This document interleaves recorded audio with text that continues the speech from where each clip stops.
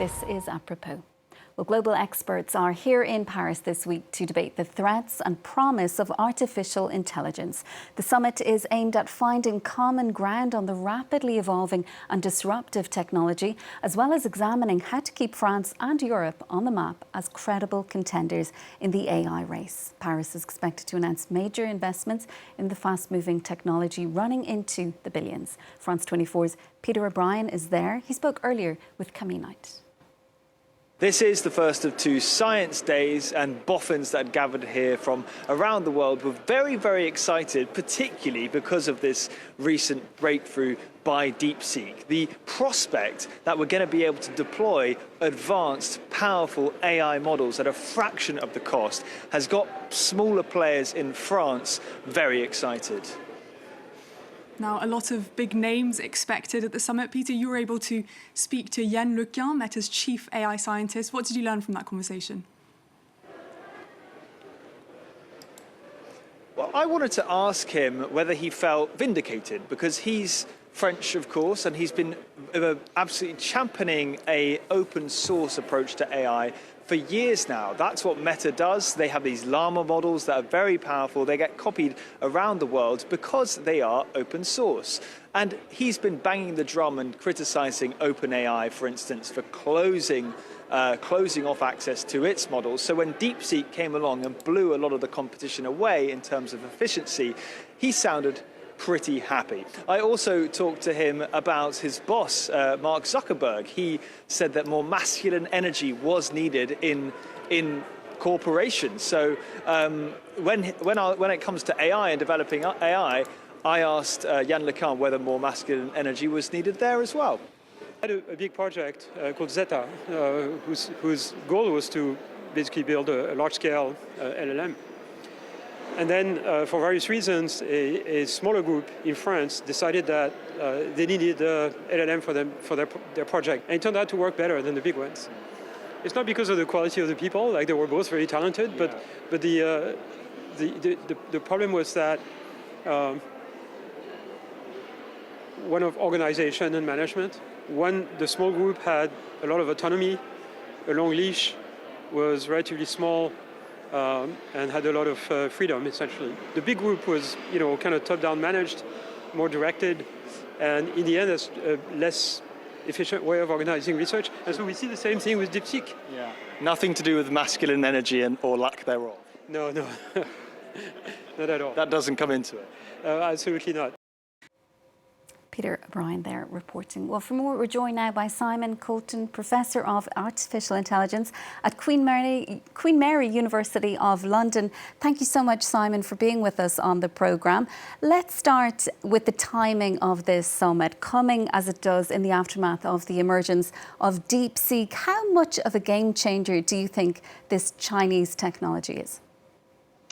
I think it is a big game changer. Of all the various predictions of how this is going to change AI and AI funding, I think the one which I think is most sensible is that we'll see this as a World Wide Web moment, where it became a lot easier to make, post, and find web pages through the World Wide Web. The internet was not so usable before that. And now AI has become 50 times cheaper, if you believe the figures, to operate. And that can be just the beginning of it. If there's as much money poured into scaling down AI models as there was into scaling them up, then we can imagine hundreds of times cheaper. So that will make it available to organizations to use at scale a lot more often, a lot more down the tech chain, so that we will find that it's an explosion of usages of AI. And we might find that that will mean that money flows from the kind of data center area, where we're building up these huge banks of graphics processors, into more startups, into more thin layer companies, which are able to run these models on their own machines. And then if the models get even smaller, which I think is quite unlikely, to be perfectly honest, but if they do get smaller and they can be crammed onto a laptop, the really good models, not the smaller distilled versions of them, if the really good ones could be crammed onto a laptop or a mobile phone, then that is a huge game changer, because we don't need quite so much of the GPUs available. So it could be a pivotal moment. And then, of course, there's a whole geopolitical element to it as well as a financial element. So I think it will be seen ultimately as a big moment in the tech arena. A big moment as well. It also wiped a lot of money off the value of some of the biggest players in the sector initially. Does this suggest that, American tech companies who pledged billions of dollars in AI investment, that perhaps that was a little short-sighted? Possibly. Certainly the market thought that. The timing was just fabulous of the release of this. Not only was it just a day or so after the announcement by the American president of the Stargate project, 500 billion is being pumped into infrastructure like data centers, but it was also just before the weekend. So that meant that the market had time to enact a kind of epic overreaction to it. It wiped 600 billion off the market capital of NVIDIA and $1 trillion off the NASDAQ in total. However, I kind of believe the line that if you make something cheaper, people will buy it more. There's an economics theory about that. So all of this is still going to be run on GPUs, and I don't think it will mean at all that NVIDIA will suffer in the long term. I think there'll be equally as much compute required for all of the extra usages of GPUs that will be enabled by this leaner, slimmer technology. And Simon, there's a global AI summit taking place in Paris this week. We've been referring to it earlier. The UAE has just announced that it'll be investing up to 50 billion euros in a data centre here in France. What does Europe need to do at this point? Is it those kind of investments that we need to be securing in order to become really a global player when it comes to artificial intelligence? Yes, I still think there's very much a requirement for compute. Ask any of us in academia where we don't have access to these huge tens of thousands of GPU units, and we'll tell you that, yeah, compute is key. All of my PhD students are always desperate to find GPUs in order to train their models.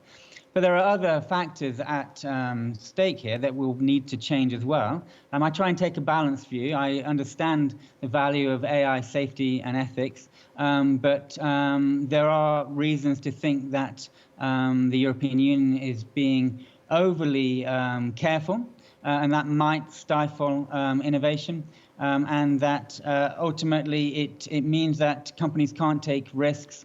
There's going to be battles over copyright, over copyrighted data enacted in various industries.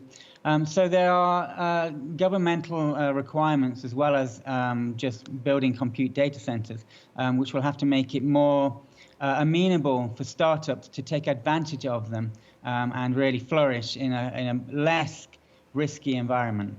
And when it comes to investing into this technology, what then should be the priority? Is it funding that's needed for the actual tech? Is it funding that's needed for ethics? Is it funding that's needed to ensure the safety of these AI models? What should be the priority here?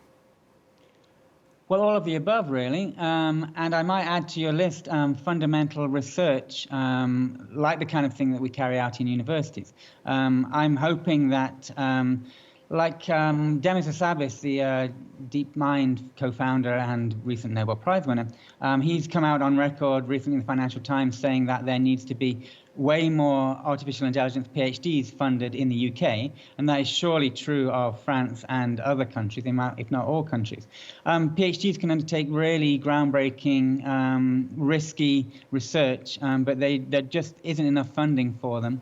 And often they go straight into industry to these big companies without giving back to the society that funded them PhD theses and results. So I think compute data centers absolutely required technology in order to get these off the ground. The fact that deep learning requires a huge amount of compute, a huge amount of data, and a huge amount of time is not going to go away, even with DeepSeek's revelations. But also there needs to be more money into AI ethics regulations, but how we can all come to a good agreement about that so that technology can move on for the good of society without being hamstrung too much by regulations. If you ask various people in various startups, they will point out that it is quite stifling to be within EU regulations right now in the AI sector. And Simon, you say that we're actually looking at a battle royale between capitalism and AI and then government forces on the other hand. So where is all of this evolving to, do you think? My guess is that capitalism will win. It's depressing, but ultimately, on things like jobs, white-collar jobs are now under threat in a way that they weren't previously. And in many respects, you could imagine companies saying, this is great, we can deploy our human resources in new, more interesting ways rather than doing drudgery. But the reality is that if an AI system can take their job or can do their job in a much cheaper way, then company executives are going to take that option. And we'll have to start seeing real discussion about 4-day weeks, about universal basic income, about ways in which society can cope if the changes in the job market, as are predicted by a lot of people, really happen. Now, I'm glad that we'll take away a lot of the drudgery, even from creative work, and freeing people up to be expressive in the arts and music. But I don't think companies are really going to take the lead in making this a nice transition for their workers. And I think that's where government will have to pick up the slack and really legislate so that not just that people keep their jobs, but also that they are replaced in a human-friendly way if AI systems can indeed take their jobs. And just finally, Simon, everyone had assumed, I think, up until the last few weeks that the US sector was leagues ahead, really, when it came to artificial intelligence and all the technology surrounding it. But does the emergence of these Chinese competitors suggest that there really is room at the top in terms of global leadership here? Yes, I mean, that's clearly the message that has come out from China. Those of us in the business kind of knew about DeepSeek for a while beforehand, but it did come as a shock to most of us at how good this technology was, how competitive, how fast, and of course that it was done entirely by Chinese nationals in a Chinese company operating openly under state intervention rules. So they're quite clear that they are subject to Chinese regulation, and therefore their data is available to Chinese government, and they are censored in various ways. So it does, people are calling this a Sputnik moment for good reason. During the space race, there was that moment when Sputnik was launched and the Americans realized that they were in a competition, and therefore that sparked the race to the moon. I think history will record this time as being the AI race. And if they didn't already, the Americans now know that they are in a proper race for AI dominance. My hope is that it's a collaborative race. I am a utopian in that respect. And like people like Yann LeCun, I'm hoping this will be for the benefit of mankind across the planet. But it may well get nasty. Let's see. If you control AI, you control a lot of other aspects of human culture. Simon, we'll have to leave it there for now. Thank you so much for being with us on the programme this evening. That is Simon Colton, Professor of Artificial Intelligence at the Queen Mary University of London. Well, that's it from us for now. Do stay with us, though. We'll be back shortly with more world news.